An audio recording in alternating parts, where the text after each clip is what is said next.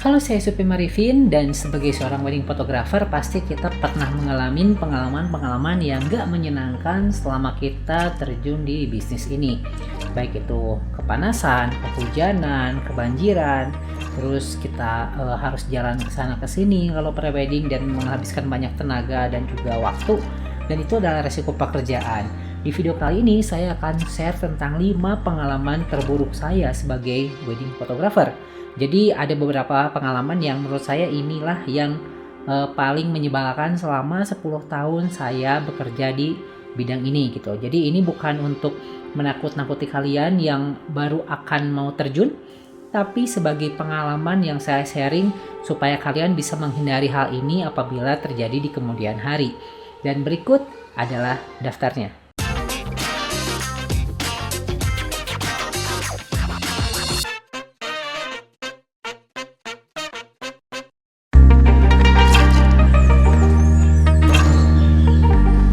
Yang nomor 5 adalah miskomunikasi antara wedding organizer dengan pihak keluarganya. Jadi saat itu saya disuruh untuk dapat job ya dari wedding organizer di salah satu kota di Bandung, di Cimahi. Dan itu tempatnya di daerah apa ya? Di daerah lingkungan tentara atau di TNI Angkatan Udara gitu. Jadi di situ. Nah, saya di briefing bahwa nanti itu resepsinya di gedungnya, sedangkan akadnya di masjid. Akad dan resepsi itu tempatnya beda, tapi jaraknya 200 meter, jadi bisa jalan kaki gitu. Nah, itu di situ. Jadi saat itu hari H saya datang dong seperti biasa ke lokasi, ke tempat resepsinya, dan disitulah saya menyiapkan alat-alatnya kan, lighting saya setting segala macam, karena kan saya berpikir bahwa ketika orang itu datang dia pasti akan ke gedung dulu kan, dia akan ada yang namanya simbolis dulu, pengkalungan bunga, terus juga serah terima, barulah ke masjid kan, begitu ya maksudnya pemikirannya. Kita pasang dulu stand lighting segala macam. Dan saat itu saya merasa ada yang aneh, kok sepi banget, nggak ada orang satupun gitu, yang ada itu hanya orang dari dekor aja 2 orang, dan itu juga mereka nggak tahu apa-apa. Terus ketemulah saya dengan MC-nya. Oh ya, ini katanya akad duluan di masjid. Nah, otomatis kita yang sudah setting lighting segala macam jadi repot kan, kalau misalkan kita harus packing lagi, terus naik motor atau kita pakai kendaraan ke tempat yang cuma 200 meter. Itu saya dengan asisten saya itu ngakutin semua lighting itu ke masjid jalan kaki. Karena kan repot ya kalau misalnya kita mesti turunin lagi, benahin lagi, pokoknya ribet lah. Kita jalan kaki menggunakan membawa lighting itu ke masjidnya. Kita sudah sampai, kita bawa semua alat kita ke situ, lighting segala macam kita setting di situ. Terus kita nunggu jam 8 belum ada, setengah 9 belum ada, jam 9 juga belum ada yang nongol satupun dari pihak keluarga. Itu saya sama MC itu di masjid. Dan ternyata apa yang terjadi? Pengantin laki-lakinya itu langsung datang ke gedung yang tadi, ke tempat resepsi. Mereka tuh udah di sana, sedangkan kita nungguin di tempat yang salah gitu. Saya tuh feelingnya begini, saat jam 9 udah nggak ada orang yang datang ke masjid, saya nyuruh asisten saya untuk cek ke tempat resepsi, lihat ada orang di sana enggak. Dan pada saat dia ke sana, terus dia nelfon dari tempat resepsi ke saya, ini pengantin laki-lakinya udah di sini. Bayangin, lighting udah saya set di masjid, terus saya nggak bawa kendaraan karena jalan kaki kan, saya balik lagi ke tempat resepsi memotret dengan lighting ya seadanya, karena kan kita lightingnya udah di setup di sana, karena kan gedungnya lumayan tinggi, jadi kalau nggak pakai lighting tambahan tuh repot gitu. Ya mau gimana lagi kan, ternyata kembali lagi ke semula. Jadi datang dulu di tempat resepsi segala macam, serah terima dan lain-lain, barulah mereka ke tempat akad. Dan itulah yang lumayan menyebalkan gitu ya. Jadi kita banyak momen yang kelewat. Terus juga kita udah capek jalan bolak-balik gitu karena miskomunikasi antara MC dengan wedding organizer dan juga dengan pihak pengantinnya gitu. Harusnya satu aja yang dipegang, jadi kita juga nggak repot. Tapi kan kata MC juga kita nggak salah, karena sesuai briefing itu akad itu akad duluan gitu katanya gitu. Jadi ketika ada perubahan pada hari H mendadak, ya itu bukan salah kita. Jadi seperti itu.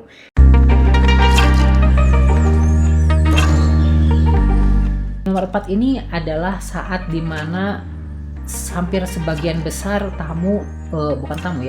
keluarga dan pengantin yang ada di lokasi kesurupan. Itu saya pernah ngalamin gitu. Jadi mohon maaf saya nggak bisa liatin videonya gitu ya, karena takutnya nanti si kliennya keberatan. Jadi saat itu ya biasa aja gitu, kita kan prosesi ya. Saya sama istri saya datang ke sana, acaranya lancar meskipun tempatnya sedikit sempit ya, maksudnya karena di dalam gang, karena dia di kantor kayak kantor desa lagi lah seperti itu. Itu pada saat sungkeman itu tiba-tiba si adiknya pengantin itu nangis gitu. Jadi ini pengantin perempuannya itu kakaknya, dan si adiknya itu duduk di sebelah sana itu menangis tiba-tiba. Saya tanya kenapa kok begini, katanya bapaknya udah meninggal gitu, dan dia mungkin sedih gitu ya karena bapaknya nggak ada di sini gitu. Terus nggak lama kemudian pengantinnya juga tiba-tiba ngikutan nangis, kan otomatis kita juga kaget kan. Dan setelah itu bibinya, ibunya, terus semua yang ada di situ keluarganya itu yang perempuan apalagi nangis histeris jerit-jerit, wah udah kacau aja, udah chaos semuanya. Terus ada yang lari ke sana, ada yang pingsan, ada yang segala macam. Itu yang tadinya wedding lancar aja berubah semuanya jadi chaos dalam hanya waktu beberapa menit gitu. Bayangin aja ya, kita mesti gimana ya, kita juga mau mendokumentasikan juga ya udah kita stop dulu, kita berusaha untuk menenangkan dulu semua orang, dan setelah semuanya ya otomatis acara sungkeman itu di skip karena takutnya ke trigger lagi kan. Jadi seperti itu, dan setelah tenang semuanya ya resepsi dipercepat juga sehingga ya selesai sebelum jam yang ditentukan, karena kasih pengantinnya udah make upnya udah luntur banget lah, udah nggak enak aja. Nah itu jadi seperti itu. Itu untuk di nomor 4. Ya kalian juga pasti mungkin ada yang ngalamin gitu ya, ada yang lagi joget-joget di panggung tiba-tiba kesurupan atau apa. Ya itulah warna-warni dari bisnis wedding fotografi ini. Terus nomor 3 ada lagi peristiwa yang menyebalkan itu atau buruk adalah saat dimana kliennya datang marah-marah di studio saya. Jadi gini ceritanya, saya itu di hire oleh salah satu wedding organizer. Terus untuk dokumentasian saya tuh gini, saya tuh selalu bilang bahwa di kita tuh paling lama 1,5 bulan ya ke si WO-nya tuh, WO-nya juga udah tahu sebetulnya. Nah entah kenapa mungkin miskom dari WO ke si pengantinnya, ke kliennya itu katanya 30 hari beres. Otomatis pada 30 hari itu dia nanya dong, maaf mbak belum selesai, karena kita ke WO-nya juga kan 1,5 bulan perjanjiannya gitu, dan tiba-tiba langsung ditutup aja begitu, nggak ada apa-apa lagi. Dan besoknya itu si kliennya itu datang ke studio saya gitu. Saya juga heran, ini kenapa klien kok tahu nomor telepon saya kan gitu.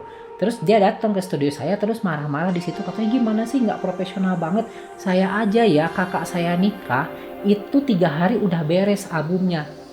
Secara logika saya kalau magazine itu nggak mungkin deh, kecuali kalau misalkan yang dicetak biasa, yang galeri yang 4 itu oke lah masih bisa. Tapi kalau untuk wedding magazine itu prosesnya nggak bisa secepat itu, apalagi belum desain, apalagi belum pesen koper. Ya mungkin kalau ada yang prepare sih bisa aja, tapi jarang banget lah gitu 3 hari wedding magazine itu beres gitu. Biasanya 2 minggu paling cepat 1 bulan, itu tergantung fotografernya sepi atau ramenya. Kalau lagi rame kan ngantri kan kerjaannya. Dan itu marah-marah di studio saya sampai semua warga yang situ juga ngeliatin ada apa sih gitu kan. Terus yang paling saya nggak enak itu adalah saat dia bilang kita tuh udah lunas ya bayarnya, udah lunas semuanya ke WO. Katanya seperti itu, kok nggak profesional sih. Terus saya bilang begini, ya kamu kan lunas ke WO-nya, WO-nya ke saya belum lunas kan, otomatis ya itu bukan urusan saya. Jadi dia ngebalik-balikin seperti itu. Ya terus saya bilang gini, kata saya gini kan, sekarang perjanjiannya kamu sama saya atau sama WO-nya? Sama WO-nya udah kamu tanya ke sana, bukan kamu tanya ke saya. Dan setelah kejadian itu saya memutuskan untuk tidak lagi bekerja sama dengan WO tersebut. Kenapa? Karena WO itu udah ngelanggar perjanjian kita dong. Dia udah ngebocorin nomor telepon saya, alamat saya, sehingga kliennya datang marah-marah ke kita gitu. Padahal itu kan kita nggak ada urusan sama klien kita, itu dibayar oleh WO-nya.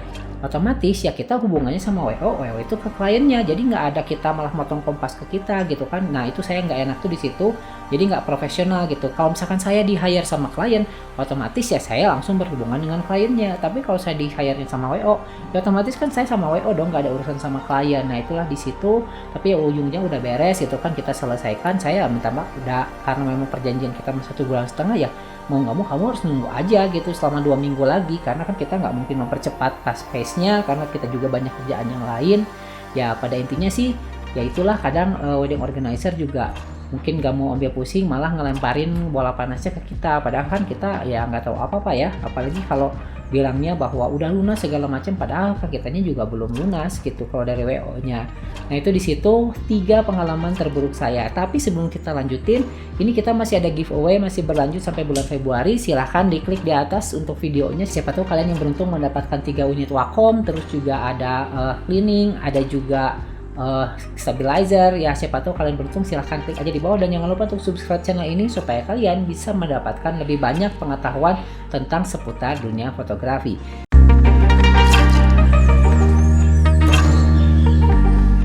Asisten saya diciduk polisi karena menggunakan narkoba. Bayangin aja, saat itu saya ada 3 job di 3 tempat yang berbeda.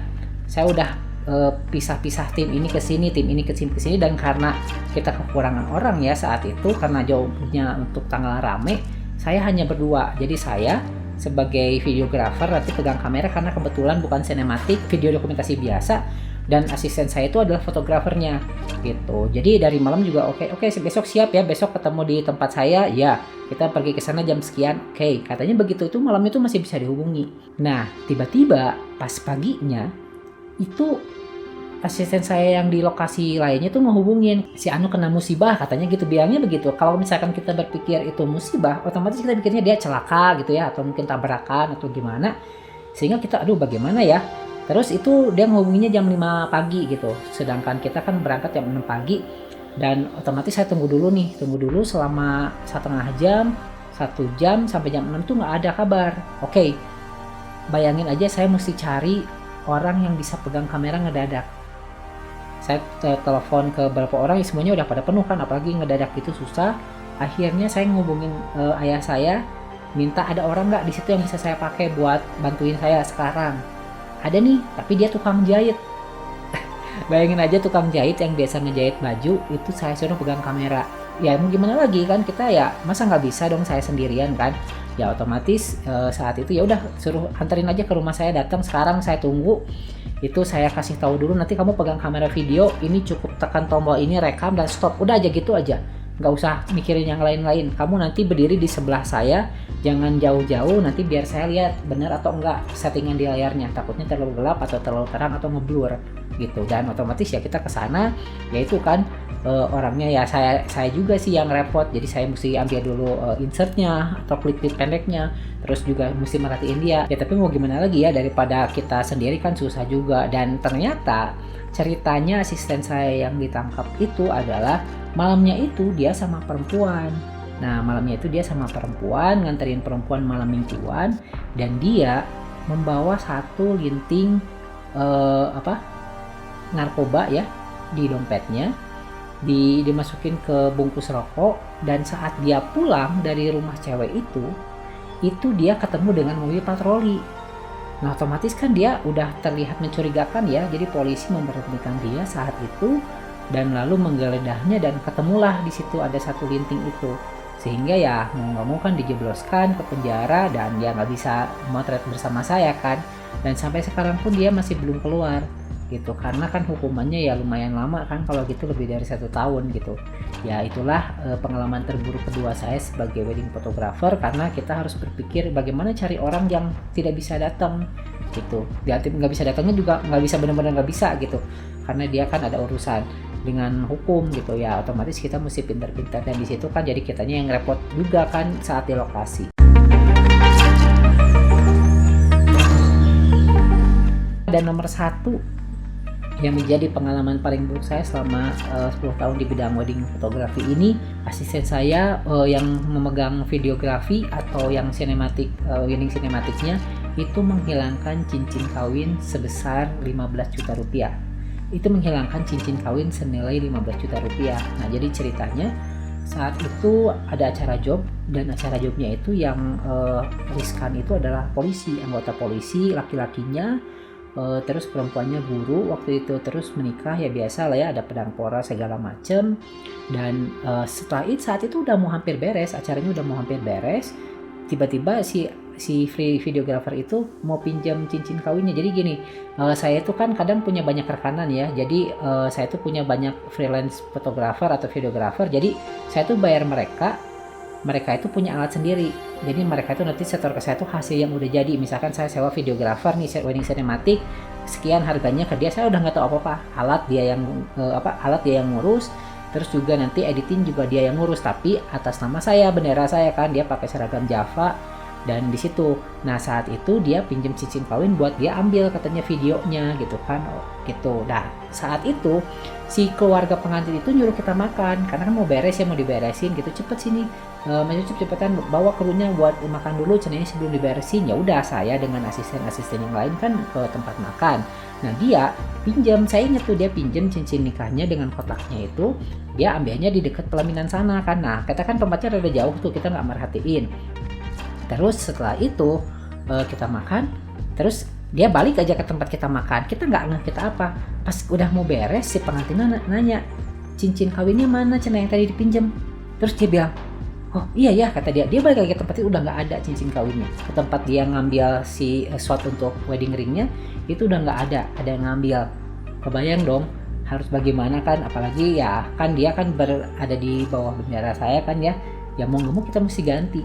Bukannya kita dapat untung untuk menghasilkan uang dari job itu, malah jadi nomokannya juga nggak seberapa, nomokannya juga lumayan gitu ya, meskipun dia kita bisa lepas tangan aja dia yang ngurusin, tapi kan kita juga kasihan kan kalau klien tuh nggak tahu apa-apa, klien tuh kan taunya ke saya kan karena di hire langsung oleh klien kan sayanya. Makanya aduh kata saya ya udah, kita bikin perjanjian gitu akan diganti dalam beberapa waktu, karena kan takutnya dia itu kan polisi ya si pengantinnya, jadi takutnya kita malah jadi diuruskan dengan hukum. Kalau misalkan kita mesti masuk penjara kan nggak lucu, mending kita keluar uang aja buat ganti rugi. Kalau misalkan dia minta ganti ruginya 2 kali lipat, ya kita mau nggak mau mesti ngikutin gitu. Karena kan kalau namanya cincin kawin itu kan bukan soal kita beli cincin baru terus kita kasih, tapi itu sudah dipasangkan, dipotret, itu kan momen ya, itu kenangan yang nggak bisa kita ganti dengan uang berapapun. Nah untungnya si kliennya ngerti gitu kan, terus juga ya mau diganti dengan senilai yang sama, jadi nggak minta lebih dan juga nggak mau melanjutkan ke proses hukum gitu. Jadi kita untungnya di situ sih, tapi itu merupakan yang terburuk juga, dan itulah kenapa saya selalu bilang kepada asisten saya untuk jangan teledor, jangan melakukan kesalahan sekecil apapun, karena akan berdampak sangat buruk kepada reputasi kita dan juga kepada kerjaan kita gitu nantinya, apalagi mood gitu kan ya di situ. Terus juga kita jadi kurang bagus di mata klien, kita ceroboh dan segala macam.